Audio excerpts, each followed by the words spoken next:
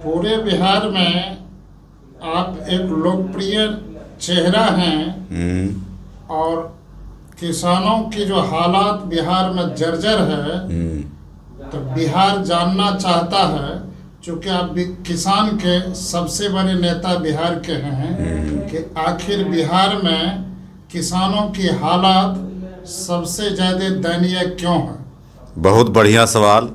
आज के युग में जो पत्रकारिता है, वो भी पत्रकार लोग ज़्यादा किसान के मुद्दा नहीं उठाते हैं, कुछ कुछ उठाते हैं। अभी वर्तमान में जो किसान का जो हालत हुआ है, जो गेहूं फसल है, उस जो प्राकृतिक जो वर्षा हुई है, इसके कारण इतना नुकसान हुआ है। और सबसे अहम बात, किसानों के संगठनों के द्वारा नीतीश सरकार से बराबर मांग करते रही है कि किसान का जैसे जो फसल होता है, वो सिंचाई होता है, उसके लिए बिजली मुफ्त देने का। किसान इसके लिए बहुत बड़ा आंदोलन भी किया, इसके लिए राजभवन मार्च भी किया, लेकिन सरकार के अंदरी बहरी सरकार के कानों पर यूज नहीं गूंजी। और अभी जो तत्काल सरकार को चाहिए कि किसान की जो फसल क्षति हुई है, जो प्राकृतिक आपदा आई है, बारिश ओला जो वृष्टि हुई है, ठनका गिरा है, इससे इतनी फसल बर्बाद हो गई है, पानी में डूब गया है, सब सड़ गया है। इसको तत्काल प्रभाव से, इसको इमीडिएट एकदम तुरंत जल्द से जल्द इसको सब आकलन करा करके हर एक किसान को उसकी मुआवजा सरकार दे। इसको आपके चैनल के माध्यम से हम इस मांग को रखना चाहते हैं कि सरकार की जो लेट लतीफ़ी है, अभी सरकार की जैसे धान अधिप्राप्ति हो चाहे गेहूं अधिप्राप्ति हो, इसकी जितनी भी जैसे बुराई करें बहुत कम है। खास करके इसी की जब किसान को ज़रूरत पड़ता है धान बेचने के लिए, तो उस समय जैसे पैक्स वाला धान नहीं खरीदता है कि नहीं हमारे पास जगह नहीं है, वो है ऑन कैन प्रकरण बिचौलिए के हाथ किसान धान बेचता है, क्योंकि अगला फसल उसको गेहूँ लगाना होता है।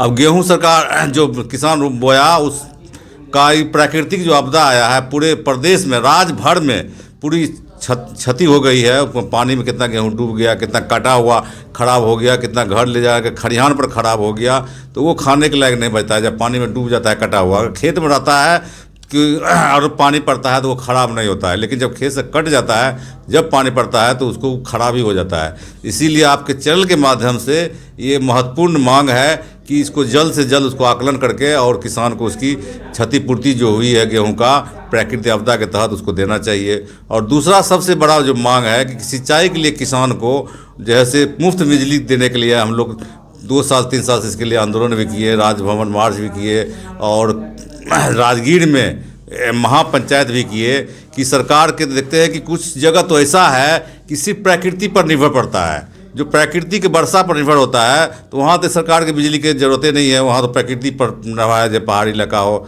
चाहे नदी किनारे हो, जहाँ पर कि पहुँची नहीं है बिजली, और चाहे वहाँ पर नहीं सिंचाई से नहीं, सिर्फ प्रकृति की सिंचाई से वहाँ फसल होता है।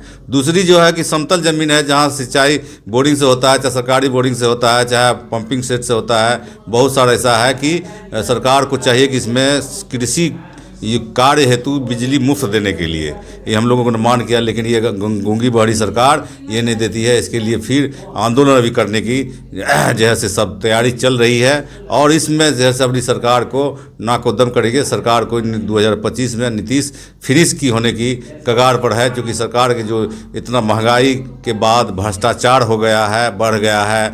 आप देख रहे हैं कि थाना में जाइए चाहे ब्लॉक में जाइए, थाना ब्लॉक में कहीं भी जाइए, चाहे वो सर्वे के नाम पर जितना लूट कर रहा है अधिकारियों ने किसानों से, चाहे रसीद कटाने के नाम पर, मोटेशन के नाम पर जितना लूट कर रहा है, अभी कोई काम जो है से मुफ्त नहीं हो रहा है। सबसे है कि आज उसका जो है से रेट चार्ज इतना फिक्स कर दिया गया है, अब शिष्टाचार बन गया है, भ्रष्टाचार का जड़ में हो गया है। सरकार के पोषण में ये सब चल रहा है। सबसे बड़ी बात है कि अभी जो पोर्टल बनाया था परिमार्जन वाला, उसमें भी इतना गड़बड़ी कर दिया, क्योंकि सरकार जो है जानबूझ के उसके पदाधिकारी ने कि बाद में इसे वसूली करेंगे किसानों से। उसके बाद जब सर्वे काम चल रहा है, उसमें तो देख ही रहे हर एक रोज़ अखबार के माध्यम से, सोशल मीडिया के माध्यम से इतनी जो है से उसमें गड़बड़ियाँ हो रही है। इतने किसान को शोषण करने का जैसे लोग फार्मूला अपनाया है इस सर्वे का, उस पर जैसे सरकार को उस पर अविलंब इस पर ध्यान देना चाहिए, उस पर कड़ा जैसे कदम उठाना चाहिए।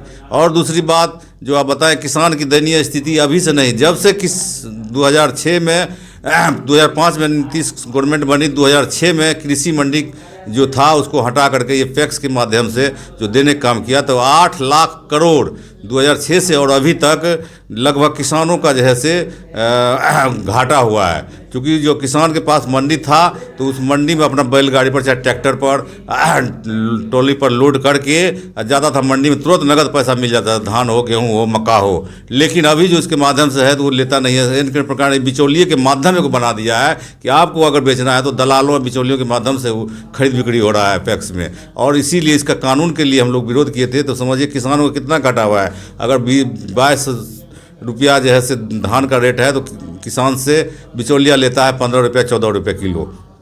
उसके बाद भी इतना जो है से उसको कठिनाइयाँ है। इस बात से अंदाजा लगाइए कि जिस खाद का, यूरिया का, डीएपी का रेट 266 रुपया बोरा है, और जब उसकी ज़रूरत पड़ता है किसान को खरीदने के समय में, जब सीजन रहता है तो उस समय 500 रुपया, 450, कहीं 550 जैसा उसको जैसे मिलता है उसके वो खरीदता है। और एक कृत्रिम अभाव पैदा कर देता है बिचौलिया चाहे दुकानदार। इस पर भी सरकार के कोई जैसे नहीं है। लेकिन इतने बढ़ने के बाद भी जब सरकार के पास जाता है कि मैसेज जाता है और सब हम लोग अपने माध्यम से ज्ञापन देते हैं तो भी कोई कार्रवाई नहीं होती है। सबसे बड़ी दुख की बात है कि सबके लिए सब MRP पे सब बिकता है, कहता है MRP पे कम करिए। और लेकिन किसान का जो प्रोडक्ट है वो खाद बीज यूरिया जो है या DAP है, वो जब MRP 266 रुपया है उसको दुगुना समझिए कि 500 और 550 रुपया में वो किसान अपना सीजन में खरीदता है और कृत्रिम अभाव पैदा करता है। इससे सरकार की इस पर कोई